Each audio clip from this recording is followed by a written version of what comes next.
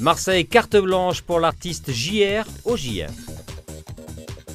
Un collectif marseillais part en guerre contre les partenariats publics-privés. Aubagne, la VARAP fête 25 ans de combat contre l'exclusion sociale.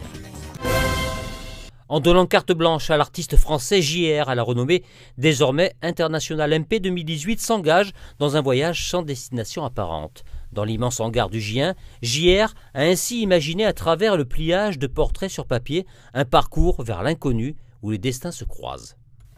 MP 2018 a donné une carte blanche à JR, l'artiste, qui s'est emparé littéralement du lieu pour le traduire, pour créer. Je pense que, donc, au-delà d'une installation, c'est une expérience, c'est un parcours et un projet totalement inédit en France, en Europe, sur son travail. C'est aussi, bien entendu, on est au J1, ce lieu quand même emblématique de la ville de Marseille et qui nous amène comme ça entre la ville et la mer, vraiment un lieu passerelle entre les deux. Donc l'artiste évidemment s'est emparé de ce thème-là et l'a traduit d'une façon qui est assez éblouissante. C'est tout un travail sur le regard, sur le parcours, sur le voyage, sur la mer, bien entendu. Amor Fati de JR au J1, c'est jusqu'au 13 mai à Marseille.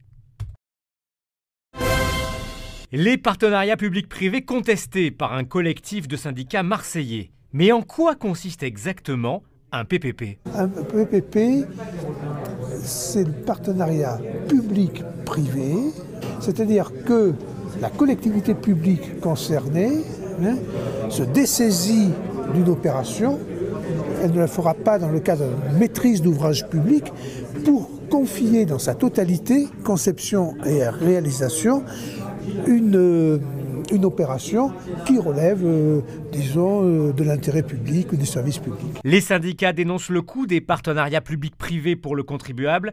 Ils s'appuient sur l'exemple du stade Vélodrome et craignent les mêmes effets dans les écoles marseillaises. Après l'exemple du stade Vélodrome et maintenant ce qui est en train de se faire dans les écoles marseillaises, là il y a une prise de conscience qui est faite. En fait, on peut dire que ce projet de PPP de pompe à pognon public, c'est la goutte d'eau qui a fait déborder le vase. Et c'est pour ça qu'on est aujourd'hui tous unis pour empêcher la mairie de Marseille de livrer les écoles marseillaises aux grands intérêts financiers, managériaux qui sont en plus extra-marseillais.